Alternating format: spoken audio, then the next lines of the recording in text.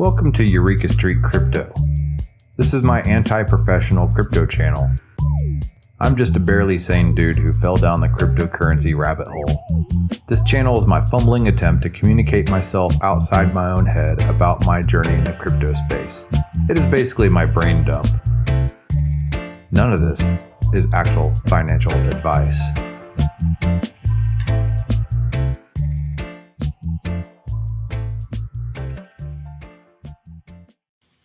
And welcome to Eureka Street Crypto, broadcasting live at 4:17 p.m. on December 8th, 2021. This is episode number 349 and counting. I do this every day. Sometimes I do a double header. As you saw in the intro, this is not financial advice. I'm not sponsored by anybody. I'm not shilling anything. This is just my brain dump and me trying to figure out what the hell's going on in this space, because nobody seems to know exactly what's going on, but everybody has cool backgrounds that they're bringing with them, right? And today I have with me Philip Silva, and Philip Silva is with Bright ID, and it's so many things going on right now in the decentralized ID space with DeFi, with reputation systems. I mean, it's insane. There's always something new. So I figured I would bring somebody on who kind of knew what they were talking about in this area and explain to me what is going on. And this show is for just the average schmo like me. So I don't have a deep technical knowledge, and I'm working on it. But yeah. So welcome to the show, Philip. Thanks for coming on. Great to meet you, John. Yeah. So tell me a little bit about yourself, how you got into crypto, and then how that led to decentralized ID and Bright ID. Yeah, so I started dabbling in crypto in a tiny bit in 2013. Wish I'd dabbled harder, but got completely down the rabbit hole in 2017. And during the 2017 bull run, I started spending more and more my time researching, looking, getting excited, watching my balance go up. This was all fun and great.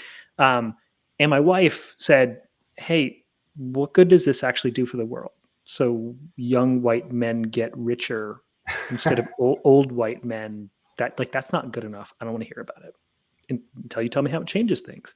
And I thought about that. And for a long time, I've been worried about sort of the coming automation and how that was going to mess things up in the world.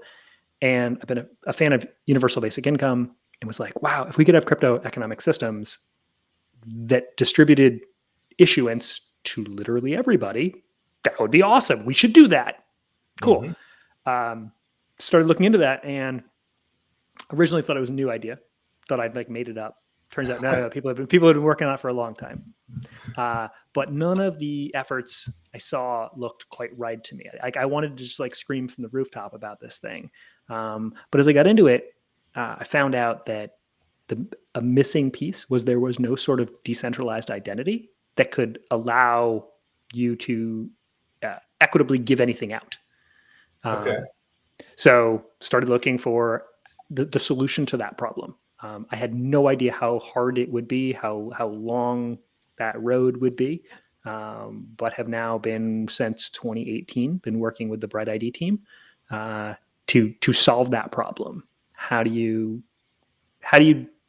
let people prove that they uniquely exist as humans in a decentralized way?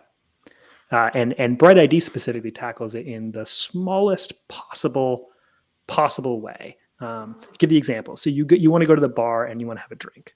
Okay. What you need to do is prove that you're over 21.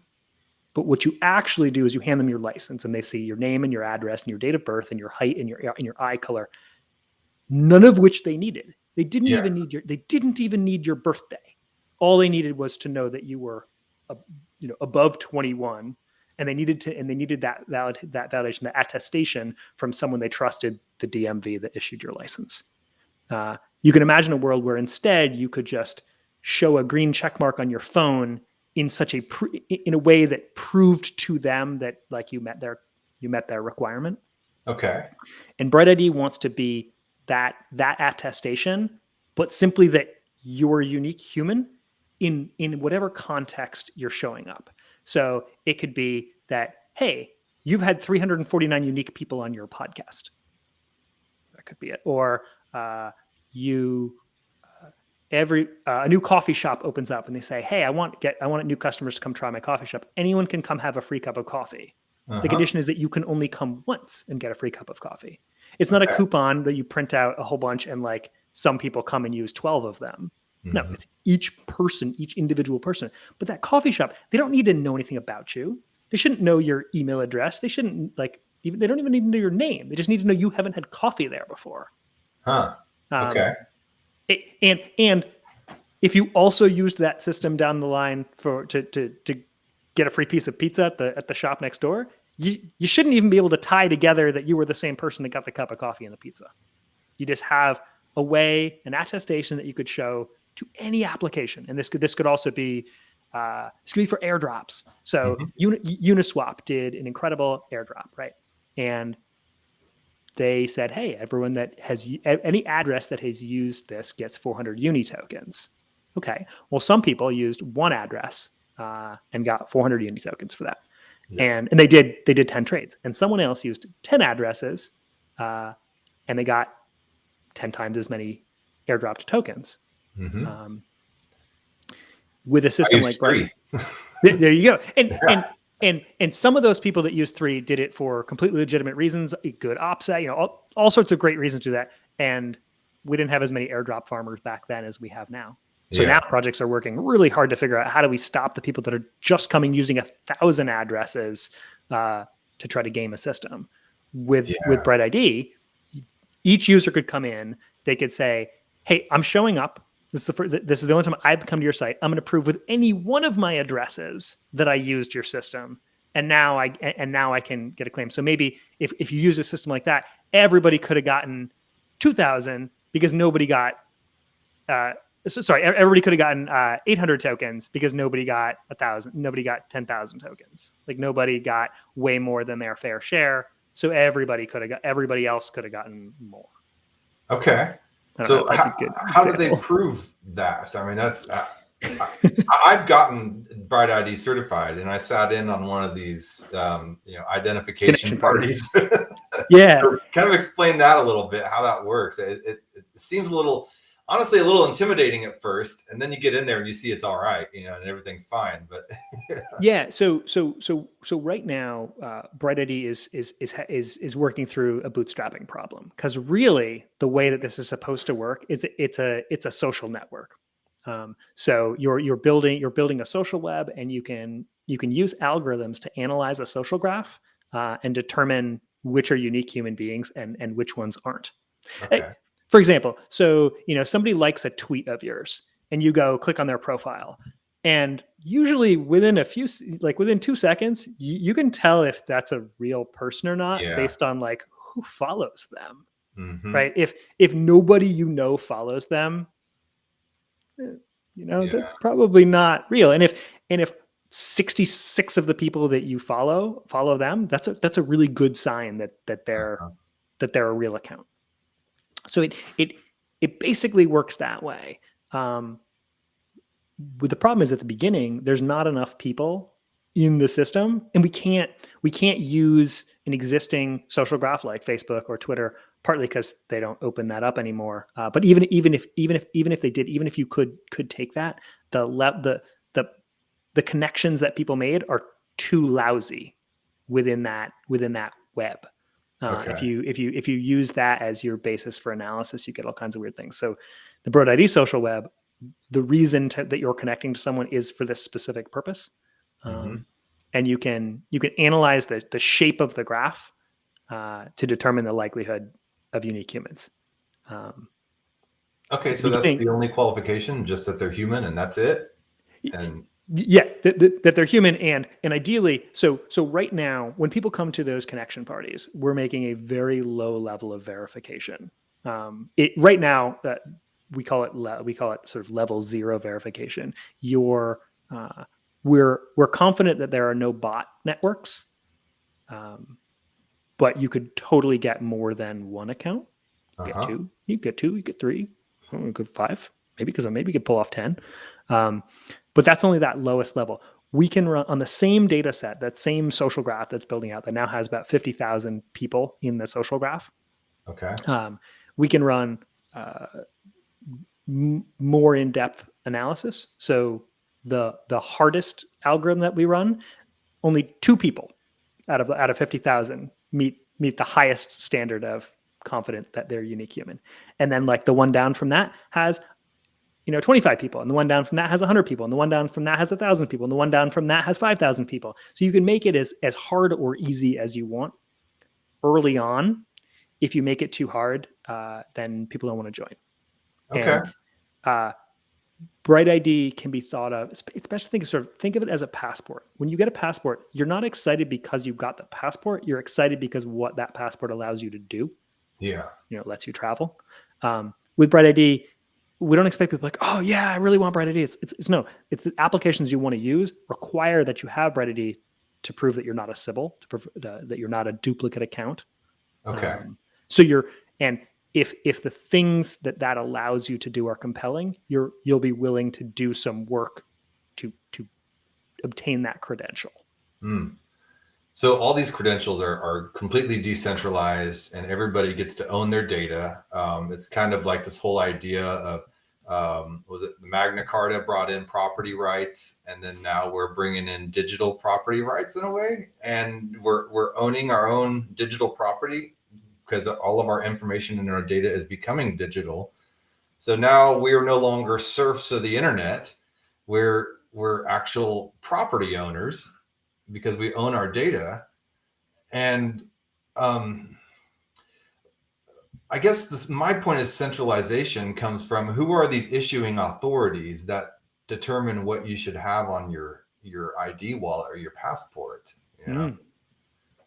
Yeah, and this is probably where we should shift away from Bright ID specifically and make this more general, right? Right now, your identity, the source of your identity, is the government. They say it's their documents. I'm about to go to get my real ID through the government, and I have to bring them all sorts of documentation that is from the government. Yeah. to prove who I am. Yeah. And it's their identity. It's not mine. In Bright ID, also, Bright ID captures no information about you. We don't want it. Yeah. It is simply the social connections. It's funny if people actually go and they download the app, you put a name and photo, but that's not saved by Bright ID. That's just for you to pass around peer to peer to your connections, so people can know who you are. If you want to use a picture of a cat, you're welcome to do that, as long as your friends will go, oh yeah, that's John and his cat. Like that's just how he likes to present himself. Okay. For example, on my like the avatar I use for Twitter and Discord and everything, it's 2 NFTs put together. That's how I present myself to the outside world. A whole lot of people know me as that little colorful square. With a squiggle on it. Chromie squiggles, shout out.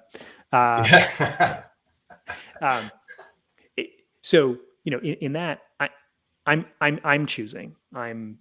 That's what I'm choosing to show to the outside world as my digital identity. Yeah. Like some things that people have a problem understanding is that our private keys are really nothing is stored in our wallets. It's just the keys to the blockchain. So that ID is really pretty much just the key to the information that's stored on the blockchain. Yeah. So here's the thing. So there's a great project called Ceramic. You might know that's called 3box. And they let you have a self-sovereign identity, which I think of as like a digital identity locker. So it's this place where you can store credentials. So you could get credentials. They could be Web3 credentials. They could be Web2 credentials. It could be anything. It can be that, hey, you graduated college with this major. It could be that you are scuba diver certified. It could be that the post office has validated your address. So you can have your whole locker full of all these different attestations, and then when you can decide who has access to specifically which ones, and open up just the amount that you want for any application to see. That's what sort of self-sovereign identity can be. Sometimes people say, oh, well, like, is that competition for Bright ID? And the answer is no. Bright ID is one credential that you would put in that locker. And it's a credential that it's all that credential is that you're unique. It says nothing else about you, but there's all kinds of use cases where that's all you need. Yeah. Let's say, voting, right? It doesn't matter who you are. Just like imagine that there was worldwide digital voting. Wouldn't that be cool? If there was just like a way that people could anywhere in the world could vote. The only qualification doesn't matter what country you live in, because this is open to the world. It's just that, like, have you voted yet or not? All that matters. And on a lesser scale, let's say you're doing Amazon reviews or Yelp reviews. Again, they don't need to know who you are, but you should only be able to participate like once as one actor. I should not be able to go write reviews and make it look like I was 3 people. I am one person. Yeah, so that's a Sybil attack, right? And that's a Sybil attack to prevent. And Humpty jumped on. Yeah, we can welcome Humpty on. Oh, 1 second here. Hey, Humpty. Hey, Humpty. Hi, guys. You are now live in a video podcast, buddy. No, I see that and I hear that, and my apologies for being late. That's quite I had a meeting across town, which I'm just getting out of, and stepping into my car to hopefully hear you better. Okay. So this has made it to the podcast. Yeah. Well, we're talking about Sybil attacks is just what came up. He was explaining Bright ID, and we're talking about ownership of data and all that, and and kind of getting into some of the meat and potatoes of this stuff for the audience, because I don't assume that my audience is just crypto professionals, and that I didn't know what a Sybil attack was until I started getting into this stuff. So sometimes it's good to go back to the basics and understand and learn and explain what this stuff is to see how it's relevant in our lives. Yeah. So while we have you on here, you want to give us a little blurb about how you got into crypto and how you started focusing on decentralized ID as well? Yeah, so I mean, to make a long story short, I got into crypto around 2016 by way of Bitcoin, really interested in putting my money to work, or really placing it in an asset that I thought would go up in value versus keeping it in my bank account. My wife and I were looking to buy a house around that same time. And we couldn't buy anything. We really couldn't find anything because the real estate market where I'm at was just ridiculous. So we decided to park our money in Bitcoin in the meantime. And about a year or so later, maybe a year later, we found the home we were looking for. So took some money out and bought a house, and then just kind of kept diving deeper into the rabbit hole, because I was curious why this space was making so much noise, why crypto was so interesting beyond just purely the speculative aspect to it. And so that's what led me to joining a group of developers that eventually created a multi-chain validator that's still in operation today, and connecting with some of the blockchains and communities that I still interact with today, Ontology being one of those. And so around earlier this year, around this time last year, I suppose, I was looking for new challenges, and I was reading about decentralized identity in particular because Ontology was developing technology in that space. We jumped on in a meeting and discussed, a potential role within the organization, and joined them. And since then, fallen deeper in the rabbit hole in the world of NFTs and DAOs, and really trying to see how decentralized identity can play a part in all of this. And as Philip has probably already mentioned, it really does have a big impact in this space. Yeah, and we're just trying to figure out how it's relevant in everybody's everyday lives, and this whole idea of ownership of our own data, what that means, where the centralization points might be. And I talked about who is the person issuing the stuff to the ID, and makes who is the entity that's determining what needs to be on your digital passport as well. And then we talked about how the blockchain, really all our private keys are, and the decentralized ID is just a key, a portal to that information, and it allows you to pick and choose and store that. And then we got onto the subject of multiple people using multiple wallets and addresses, and then the possibility of a Sybil attack. And so that's where we're at, is trying to define what a Sybil attack and how this type of technology might prevent that type of stuff. So yeah, I do want to recognize, I'm glad that Philip is on, because he has been a wonderful mentor, whether he knows it or not, to me in my personal journey of decentralized identity. I know early on, I tapped him quite a few times to join me on a few chats, because, you know, for me, one, I wanted to share what Web3 leaders were thinking about beyond just the crypto speculation. But really, I wanted to learn from some of the best who were building in this space. And certainly Philip is involved with a few different projects that I am a fan of. And hearing him talk about this, you know, he does a wonderful job at breaking down the complexity of this and making it super accessible. So for me, he's one of my heroes and someone I look up to. And so whether I've said it before or not, or just this is the first time we're saying it here on this podcast, thank you, one, for doing what you do, Philip, and for joining us here in this call, and helping me and everyone understand the importance of decentralized identity and the role that we'll continue to play in this space. Well, it's awesome to hear, Humpty. I've really enjoyed our conversations together, and I've also learned a ton. So right back at you. Thank you. Hey, John, what I would say, so real quick, so Sybil attack, Sybil with a capital S. It comes from, was it a book or a movie about a woman with multiple personalities? I don't know why that term became the term of art, but it's sort of universally used across the nerd space for yeah, one person controlling multiple accounts. We also like to use the term sock puppets. Sock puppets, okay. Sock puppets is the other like the other better than one. Sybil attack. It is way worse of a problem than anybody thinks it is that hasn't actually tried to confront it. If you offer something that is in any way valuable, that people could pretend to be fake accounts, this works particularly well on the internet, and extract value from you, they will. And the Sybil attackers are better at this game.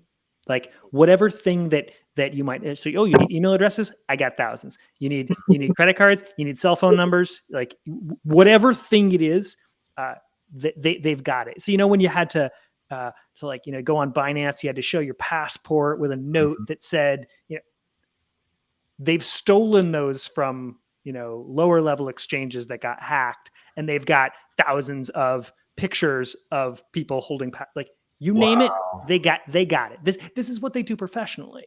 Yeah. Right.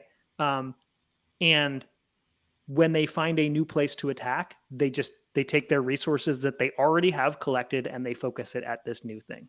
And it's something that people wouldn't like, unless you've been attacked, like you wouldn't think that it's as bad. And project after project does something. They're like, oh, our user growth is awesome. And then they go, oh, at some point they realize, no, it's not real. Yeah. Right. It's like bot networks attacking the protocol, but for gains in terms of, like, you know, financial gain. Okay. One of the examples that I like to use, probably because I'm most familiar with it, and maybe hopefully other people are too, is a project like Gitcoin, right, where they have these grants. So currently the grant round GR12 is ongoing, and so what they do is they have this method called Quadratic Funding. And so basically what that means is the more people that fund a particular project, the bigger piece of that pie of those grants that are rewarded to them. So if, for example, one person were to donate $100 to a project and another project got 10 people to donate $10, it's the same amount, it's $100. But there were more people that supported that project. So because of that, Gitcoin assumes that there is more demand and more support for that project. And so a bigger piece of that pie will be rewarded to them. The problem, though, right, is a project could release a network attack, a bot attack, where they are creating multiple identities to contribute to a project. And so it may appear as if they got 100 people, 1,000 people to support their project, but in reality, it's just one person with multiple accounts that have, kind of artificially generated that support. They have implemented a trust bonus, which is kind of, I guess, their beta implementation of what this could look like in the future, of protecting their network or their platform against these Sybil attacks, right? Okay. Where if you verify your identity using a platform or a protocol like Bright ID, then you get a bigger share. You get I believe, a 50% bonus on top of what you were originally donating. So really, you kind of get rewarded on both ends as being a contributor, and for those projects that you are wanting to support, they get a bigger share of that reward back to them. So technically speaking, almost every project that is on Gitcoin should be reaching out to their community and saying, let's get you signed up with any of these decentralized identity providers that are supported on Gitcoin, like Bright ID, IDENA, Proof of Personhood, so that we can get a bigger share of that pie, because we know that the people that are supporting this project are real humans, right? Yeah. And so we need to verify that humanity, right? That personhood. So go and create your identity, or verify your identity, I should say, with these platforms. And so, there's some effort, but honestly, I think projects like Bright ID have made it super simple, where either you download an app and you join a verification party and that's it. You now have this identity that you can use on various different platforms, not just Gitcoin. Yeah. We've used the term rabbit hole a bunch, and I'm actually going to give a shout out to one of my favorite projects that uses Bright ID. So there's a project called Rabbit Hole that pays people to learn and actually use crypto, and it's amazing. Anybody should go check it out. It's rabbithole.gg. That's how I got my ENS, by the way, was through Rabbit Hole. So you're saying they had a campaign where one of the tasks was to go create an ENS. If you did that, you got paid at the time. So it would have cost you, I don't know, $15 worth of gas, and they paid you like $25 to do it. So you made a little bit of profit, but then you got thousands of dollars from the ENS airdrop if you'd done that. So I don't know how many millions of dollars worth of value went to Rabbit Hole users because of that campaign, but definitely many millions of dollars. So hey, good for them, and it won't be the last time that happens. Right. I already had my ENS address by the time I discovered Rabbit Hole. I was like, man. But the idea is, so Rabbit Hole uses Bright ID because they want a real user to actually go use a protocol, because of course the protocols are happy to provide tokens to gain new users to come check it out. It's totally a worthwhile, good bet for them to get a real user to come actually do an on-chain action that's provable. Great, they're there. But if you don't have Sybil protection, then one dude in his computer is just going to create 1,000 accounts and go do that operation loads of times. The people that are good at writing scripts are incredibly good at it, and they'll just drain it. So they've been using Bright ID since the beginning, and they thought, hey, this is kind of useful. It's also kind of a pain in the butt. It makes it harder for our customers to get started. But they meant to use it anyway. And then one campaign, they forgot to turn on the Bright ID requirement. And within half an hour, something, all of the quests had been completed, and they were like, "Whoa, people really like this." And they were like, "Oh no, we just got Sybil attacked." Like I said, the Sybils are relentless. You give them an inch, and they take a mile. And it's such a pervasive problem across so many things that we need a solution. Like, it doesn't make sense for every project to try to solve this really hard problem themselves. Yeah. Right. That, Gitcoin and Rabbit Hole both share the identical problem of needing to know that their users are unique. Yes. So we should have sort of a common decentralized system that everybody can trust and use. And when anybody makes it better, it's better for everybody. Okay. And what about other options out there, though? I mean, there's was it Sovereign? There's a Proof of Humanity. There's So the two sort of most compelling other ones to talk about. So Proof of Humanity, great project. They also have the UBI token, and I go by UBI promoter as my handle on lots of things. Great folks working on that. So they're building a registry of unique humans. So you go on their site, you record a short little video of yourself with an Ethereum address. You need to get someone that's already in the system to vouch for you. And then once you've and provide sort of a stake of ETH, a couple $100 worth of ETH for a little while. And once you get on there again, you can use that Proof of Humanity attestation. You can go prove to any application that accepts it that, hey, I've got that. So Gitcoin accepts it. It also lets you sign up for this UBI token, which just constantly drips into your wallet. It's pretty cool. Then there's another project called Idina that is online pseudonymity parties. And so basically every time period, I don't know, 2 weeks, something like that, anybody in the world that wants to go on can go on, and they do an AI hard activity. And right now that's called flips. So you have to organize images into like an order of 4 that make sense, that kind of tell a story. If you read them one way, and then if you mix them up, they don't tell a compelling story. And this is pretty easy and intuitive for people, but hard for computers. So right now they do that test, and basically, and everybody does it at the same exact time. And the idea is like you wouldn't be able to do it 3 times in that time period because the time period's too small. Interesting. Yeah, I mean, I think there's different implementations, of decentralized identity. Proof of Humanity, like you mentioned, I think their implementation is a little bit different from something like Untitled, right? Which is used. I don't believe that they're using a DID protocol within Proof of Humanity. Yeah. So there's different implementations, and I think each of them presents different utility for their own communities. Yeah. And are the actual implementation into other protocols. So use cases are different as well, right? Okay. So we mentioned, I think, 3 of them that are like implemented like on Gitcoin, for example. Yeah. But I think like even on Rabbit Hole, I think it's only like Bright ID, right? If I'm not mistaken.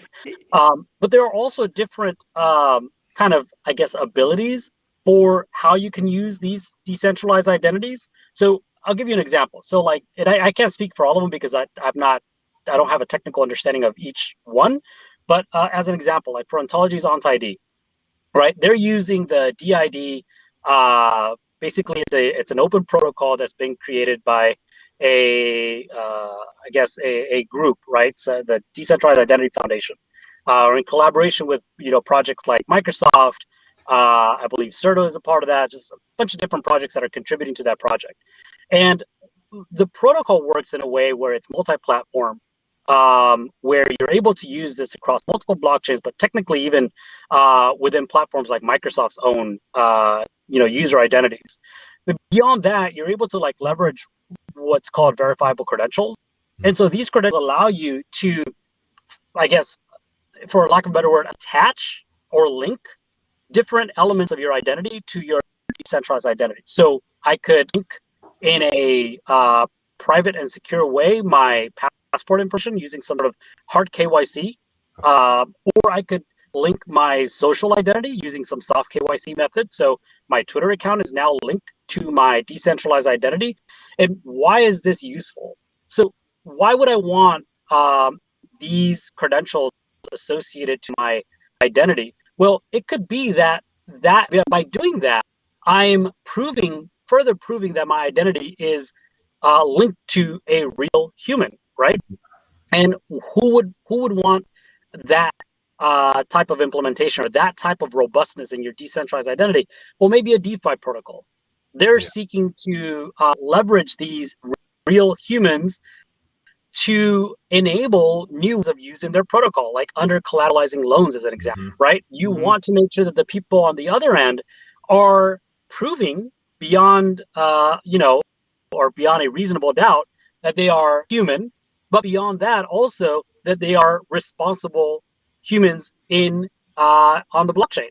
So you could also leverage people's reputation on chain, whether that is using other DeFi protocols or even your reputation in a DAO, as a way to increase your reputation and the validity of your identity. So I think for me, I've actually created quite a few decentralized identities. I have my identity with Bright ID. I have my identity with IDENA, with OnSID. I still haven't done proof of humanity for my own personal reasons, which I won't get into here. But I think that there are a variety of different ways of creating this decentralized identity. But the important thing is to understand the value of that identity and the use cases of this identity in Web3. Okay, so there's NFTs that people are a lot of times you were talking about people that add you on Twitter or whatever, and you see all the mutual friends, and that kind of adds some legitimacy. So that's a social graph there, that whether it be kind of an objective social graph or just kind of a subjective social graph, or you see somebody have a Bored Ape and you're like, I know that some robot is not going to have some legit Bored Ape as their profile pic, so probably. NFTs and POAPs are transferable though, right? So what's to keep somebody from transferring information to somebody else and kind of screwing up the social graph and all that type of stuff? Yeah. Well, transferring the social graph is definitely harder. I mean, people on Twitter, people do sell Twitter accounts. Like if you build up a non-Twitter account and it gets a big following, that is a thing that you can sell for significant money to someone else that would like to just like walk into those credible shoes. Yeah. But let's, I think that's kind of a side conversation. POAPs. I love POAPs. I think it's an amazing project. I get worried when people want to use that as identity because like you said, it's transferable. Yeah. So, it's like a ticket stub. If you have a ticket stub from a concert, that's cool if you went. If you give it to someone else and they didn't go to the concert, it's like, okay, well, I mean, they can have the ticket stub. It doesn't mean they went to the concert. I mean, I could see LinkedIn, becoming Web3 and then having people attach their ID services or their Ethereum address or something with a whole library of POAPs or something that they could show that they've actually participated in certain DAOs or how long they've been a part of DAOs. But like it's not going to be LinkedIn. The LinkedIn itself is not going to do that. But yes, the Web3 version of LinkedIn is totally going to do that. Brian Flynn, who heads up Rabbit Hole, talks about this constantly on Twitter in really smart ways. But he and others are convinced that like your resume of the future is sort of going to be like your on-chain actions. Right. There's a great project called Degen Score. So back after DeFi summer, this came up. So you go to degenscore, I don't know, .io or something like that, and you give it access to your MetaMask account, and it gives you a score based on like all the stuff that your address has done. And you get like the crazier the thing that you did, the more points you get, and for people that have really gone deep in this, they send their Degen score to like big companies, big web hedge funds, and they get jobs because they have a top 100 Degen score. And like straight up, there's people look at that and go, okay, you clearly know exactly what you're talking about. There's proof that you've done it. Right. Wow. I think that's the distinction we need to make, right, with the Degen score, because that's actually encouraging and celebrating your activity just generally without necessarily looking at the kind of the value of that activity. Whether you are aping in and defaulting on loans, it doesn't matter with your Degen score. As long as you're actively participating, you're basically getting rewarded for being active in as many protocols, regardless of whether you were adding value or extracting value to that protocol, whether you were I guess you had a good reputation in that protocol, or whether, like I said, you were defaulting a lot. It doesn't matter. Your score, at least when it first came out, I don't know if it's iterated since, it really is just giving you a score based on that general activity, which I think to these people who are getting hired with that really proves to these potential employers that this person is deep in the weeds. They are so very active in this space, regardless of the results of those actions. They are probably one of these first. They're basically a first adopter score. It's like you're going out there, you're trying things just for the sake of trying them out. There are protocols that will want to see that you're actually adding value back into the ecosystem, right? So there's a distinction there. But yeah, I think the DGen score is a perfect example because at that time when it first came out, it was for a decentralized exchange, if I'm not mistaken, because they wanted to open access specifically to these people who were coming into this ecosystem and really being the first ones that were trying something out. And in order to like filter out anybody who wasn't really deep in this ecosystem, that DGen score needed to be pretty high, right? Huh. So Okay. yeah, it's actually a pretty interesting project because it really is a score for the sake of having a score from your activity, regardless of what that activity was. But yeah, I think they're still active. At least recently I saw them tweeting, and I think that they're now considering iterating the project to go beyond that just score for the sake of having a score to something that maybe is more of a additive value that you're bringing into the ecosystem. Yeah, right. Imagine when a community like Gitcoin comes out with a thing like that. Right. Where it's not degen, it's regen, and again, but they can crawl through your on-chain activity. Weird feedback. And score you to the good you've done in the world, provably. Yeah. So it's gonna be big.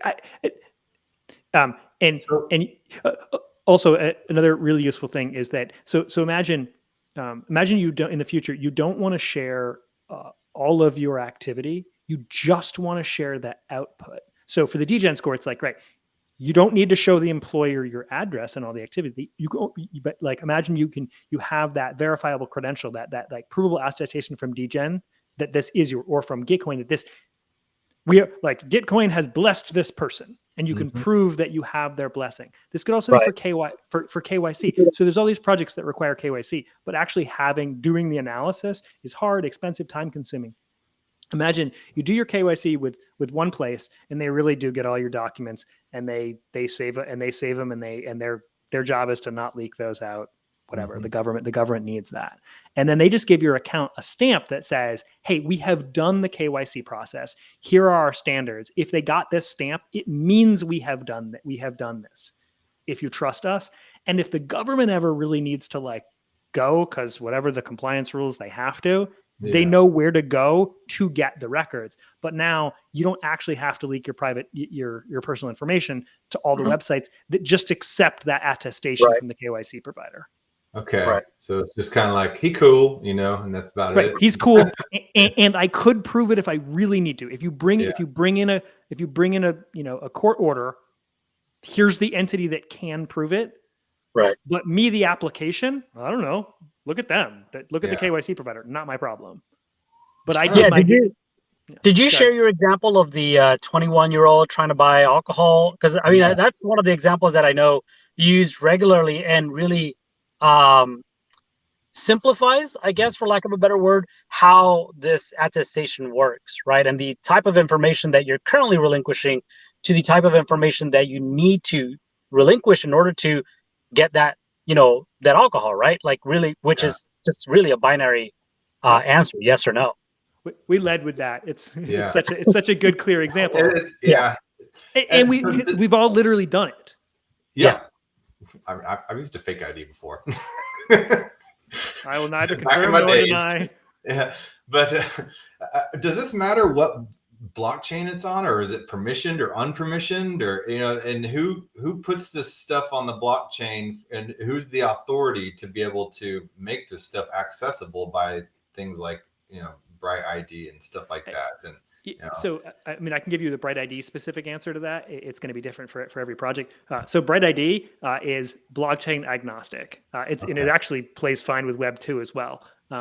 So the decentralized system that it uses doesn't care. You just need to have any place that has a unique identifier can use Bright ID. So that can be an Ethereum address, or that could be an email address. Or there's anything with a unique identifier, and really anybody most systems could set up a unique identifier. Yeah, and most systems generate a unique identifier that you wouldn't recognize it. It's like it's a hashed thing, and if they have good security, here's a great example. Back when 15 years ago, when you forgot your password, you would ask the system to tell you your password. And nowadays it says reset your password. And the reason is they don't know your password. They used to know it. Huh. They don't know it anymore. What they do know, it's this hashing function where they take your password in, it goes to this crazy Rube Goldberg machine, and then a hash comes out at the other end. And anytime you put the password in, you get exactly the same hash on the way out. If you change one letter in your password, you'll get a completely different hash. So they know it. They know if it matches or not, but they don't actually know your password, which is much better for security reasons. But that's why they can't tell you what it is, because they literally don't know it.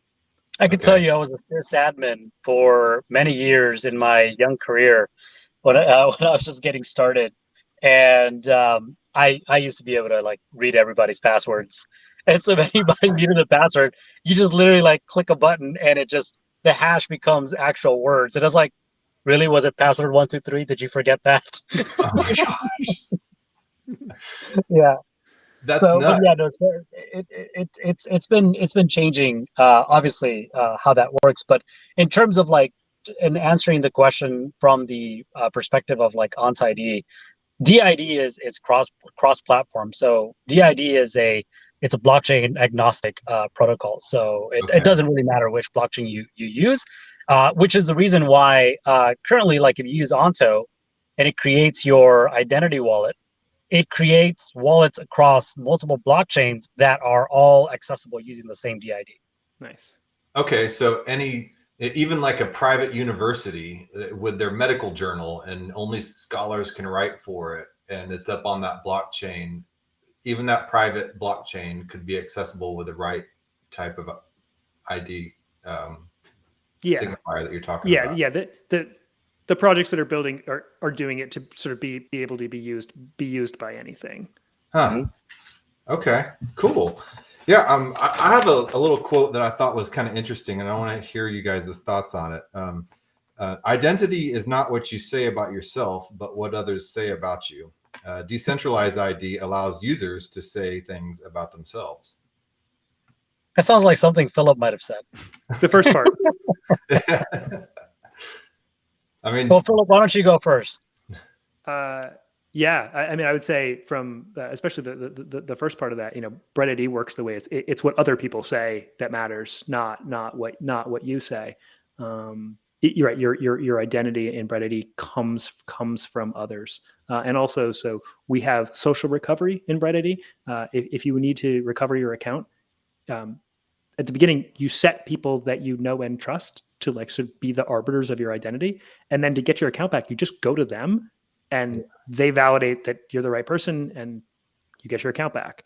In the long run, and Vitalik has written about this a bunch, he thinks that social recovery will be like the key of the key to key management in the future.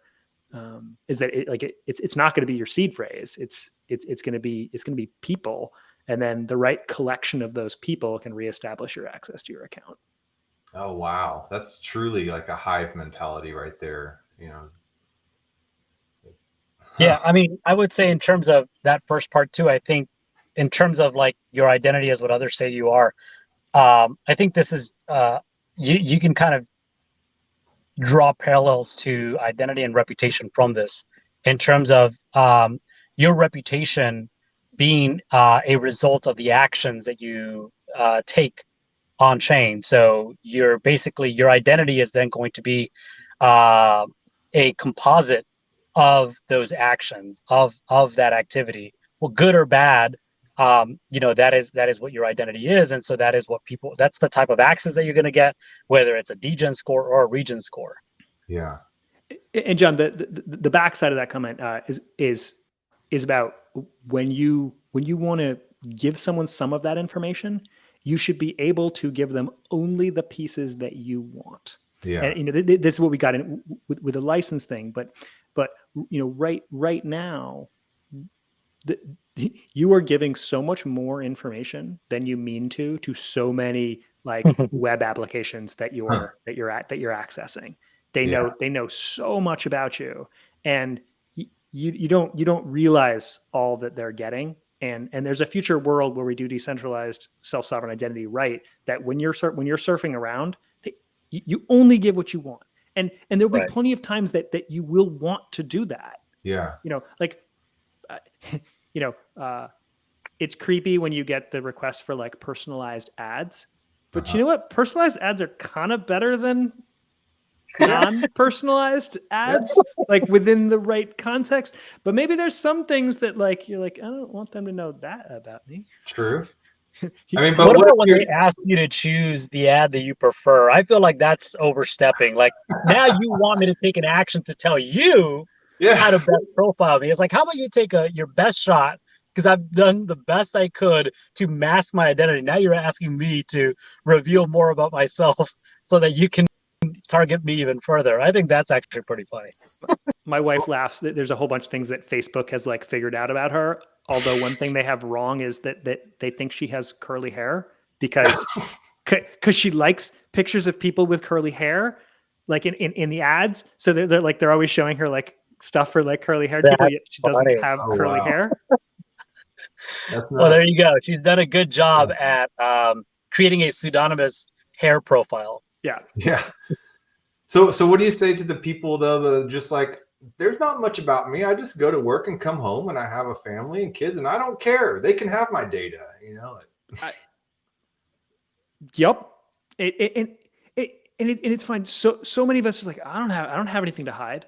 But if the world works that way for everyone, like the state and the companies are just going to keep taking more and more and more. If we don't draw a line in the sand, they will take it all. Yeah. They will know everything about you and about everyone. And if you don't, like the cypherpunks wrote that, like, if privacy doesn't exist, like everything falls apart. Even if you don't always need the privacy, like if you can't have privacy, the systems all break. Okay. I know we're running pretty late here, but I warned you. There's so many questions I have to ask. I just want to lead to one more branch here, if that's okay. Okay. Decentralized ID, it brings you in connection with a lot of people based upon your social graph and all this stuff. But what about decentralized ID bringing you and developing a relationship with things, with IoT, your refrigerator, and come on, let's talk about that. Well, I'll just say that the DID standard is for people and devices. Yeah. So it is built with that in mind in terms of creating unique identities for our devices as well. I think, IoT, that's still emergent, right? I mean, I think even some projects were built early to try to capture the value from that space, but I don't think that we've necessarily even tapped the surface of what that may look like. Not even close. So, yeah, I mean, I think there's tons of value in that. I mean, in my home, as much as I, in the beginning, did a really good job at trying to limit my digital footprint, I've done a terrible job most recently, right? Because I do have a smart home where everything from the light bulb to the coffee maker is IP based. Yeah. So I can, automate things around the house, or whether it's the lights turning on or just being lazy and not wanting to walk into the room of my daughter to turn off her nightlight once she's gone to sleep. But I think that that in itself is generating data that's valuable, and I would like to have ownership over that. Okay. And anything that's extracted from that, whether there's any type of monetization, I want to remain in control of that. So decentralized identity isn't just a human issue; it's also just an issue with anything that touches, the internet, if you will. Okay. So basically, the more we get automated out of jobs and have to end up on UBI, in a way, our data will become our subsistence, and we'll have to sell that. And so when we say we have nothing to hide, they can have all our data, but then our data in the future will kind of be our food, how we put food on the table, right? It might be. Could be, yeah. Well, and I think in terms of those people, what I would say is, I think Philip, you said it perfectly in terms of privacy, but also I think we need to be mindful that we're making decisions for the next generation. So if we have kids, we need to be mindful that the decisions we're making may affect them in the future as well. So just because privacy may not be important to us, certainly may be for our children as well. So protecting that privacy and kind of ensuring that this privacy is available to us, that is still our responsibility. Okay, so you guys in the digital ID space have a huge weight on your shoulders, it seems, to do this right. Right. And just like the state is against us on this. They want, their preference is to know everything knowable. Right. And obviously some places more than others, but like in China is one of the worst offenders of this, that they want to do complete surveillance over their citizens. They have and are continuing to roll out a social credit system that determines so many things about what people can do. And they take in like crazy things into account because they know them. They're like, right, do you jaywalk, right? So that they have cameras on the streets, and then they use facial recognition to know who's crossing where they're not supposed to be crossing, and that dings your social credit score. There's things about like you lose points if you don't call your parents because they track your phone. Like if you don't make those phone calls, like you lose points, and this can affect the jobs you get, the transportation systems you're allowed to use. Like it's everything, and they view this as we're getting started. They want it all. Wow. So and I think that just goes back to ownership, privacy. You want to ensure that you have systems in place that allow you to be able to be in control of your identity and your data, right? And then, I think to the point that Philip made a little while ago, allows you to have the agency to choose what information you want to share. Yeah. Okay, so it goes back to at the very beginnings, and before we were digital serfs, now we can own our identity and our digital property, and maintaining and keeping that is paramount. And so, and we discussed it again, but it's worth mentioning just that you can control which specific pieces with self-sovereign identity. You are in control of exactly which pieces you give to any one entity. So there's certain things I'm willing to tell Humpty. There's a different set of things I'm willing to tell you. There's a different set of things I'm willing to tell my doctor. And with true future self-sovereign identity, you'll be able to like precisely pick exactly who gets to see what, and then maybe even revoke that access. Wow. Later in the future. It's trickier, but I know that's a thing that that folks are also working on. And I think going back to something you asked earlier, John, in terms of like there are so many decentralized identity providers, the issue of identity is a very complex topic. So we do want as many of these folks who are interested and able to work on solving some of these challenges to be doing so. So, whether there are 5, 10, or 20 different projects working in this space, the space is big and complex enough where we absolutely need to have a lot of the best minds working on this towards, really to facilitate that empowerment and privacy for ourselves and future generations. Yeah. Wow. That's awesome. I guess I'll kind of end on that. We're right at the hour mark. I was like, it's a 30-minute show.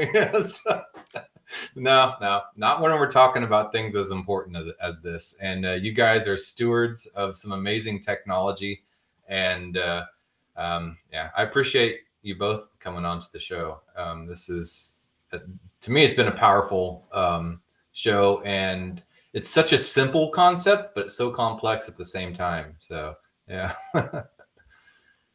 So any final thoughts or last words here? Y'all should go and get Bread ID verified, and then go do some things like Rabbit Hole. So breadid.org will get you started.